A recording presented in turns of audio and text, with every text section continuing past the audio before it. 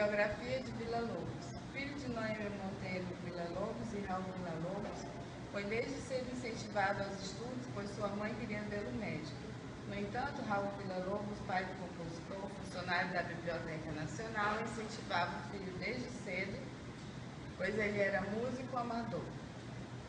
Aos 12 anos, órfão de pai, Villa-Lobos passou a tocar violoncelo em teatros, café e bailes paralelamente. Interessou-se pela intensa musicalidade dos chorões, que sua mãe não queria, mas com a ausência do pai, ele enveredou pelo caminho dos chorões e adotou o violão como instrumento, que naquela época era visto, tinha um certo preconceito, pois era visto como as camadas pobres, carentes daquela época, não visto com bons olhos pelas famílias de bem.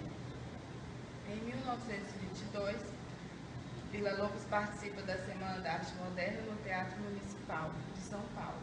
No ano seguinte, embarca para a Europa, ingressando ao Brasil em 1924. Faleceu em 17 de novembro de 1959, encontro sepultado no cemitério de São João Batista, no Rio de Janeiro, e em 1960 o governo do Brasil criou o Museu Villa-Lobos na cidade do Rio de Janeiro.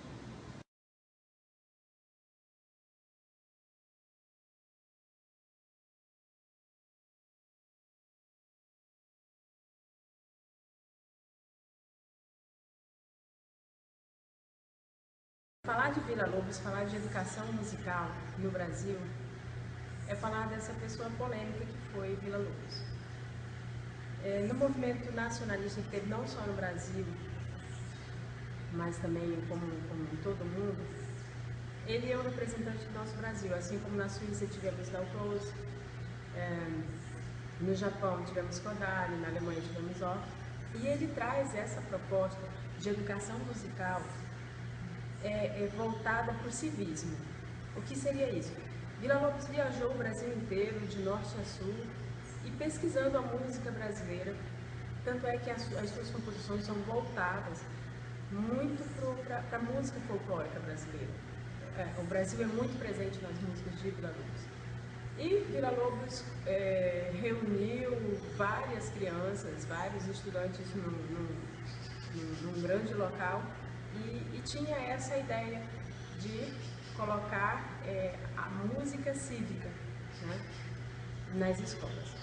Na época do presidente Getúlio Vargas, ele levou essa ideia, essa proposta foi abraçada, e educação musical tem um antes, educação musical no Brasil, e uma educação musical no Brasil também depois com o Villa-Lobos.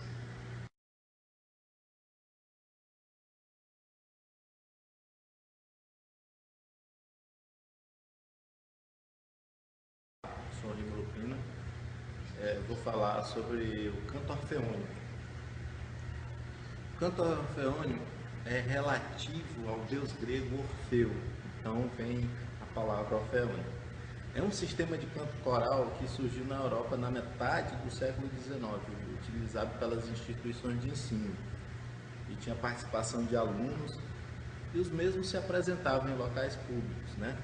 E era muito popular na época.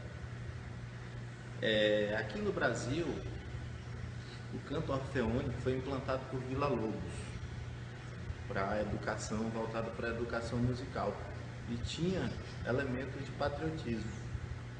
Dentro desse contexto, Villa-Lobos implantou essa didática nas escolas, aproveitando vamos dizer assim, o movimento nacionalista para divulgar a obra e difundir o patriotismo, certo?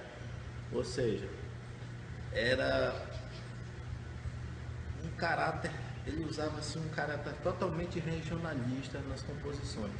Ele procurava mesclar o erudito com o regional, ou seja, ele queria dar uma identidade para a música erudita nacional, ou seja, ele queria fazer o diferente, mas ao mesmo tempo o tradicional, tá? O que eu posso falar mais? Podemos dizer que o sucesso do ensino na escola do canto orfeônico fez que em 1931 o governo Vargas assinasse um decreto institucionalizando a matéria de música obrigatória nas escolas.